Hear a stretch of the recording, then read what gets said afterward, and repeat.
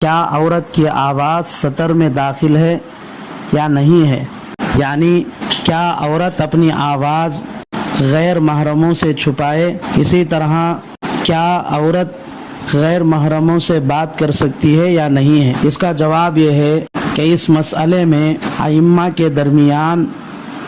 مختلف اقوال ہیں۔ امام احمد بن حنبل رحمۃ اللہ علیہ کے نزدیک عورت کی آواز سطر ہے، یعنی عورت کو اپنی آواز کا چھپانا فرض ہے، اور امام شافعی رحمۃ اللہ علیہ کے نزدیک عورت کی آواز سطر نہیں ہے، اور علماء احناف میں سے علامہ ابن حمام رحمۃ اللہ علیہ نے عورت کی آواز کو سطر قرار دیا ہے، مگر زیادہ راجح اور صحیح قول یہ ہے کہ عورت کی آواز فی نفس ہی سطر نہیں ہے، مگر جہاں عورت کی آواز کی وجہ سے فتنے کا خطرہ ہو وہاں احتیاط اسی میں ہے کہ عورت آہستہ آواز سے بات چیت کرے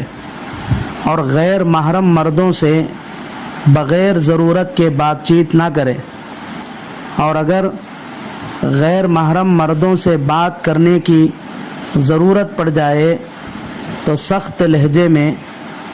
فطری نرمی اور لچک کو چھپا کر بقدر ضرورت بات چیت کرنے کی شریعت میں اجازت ہے۔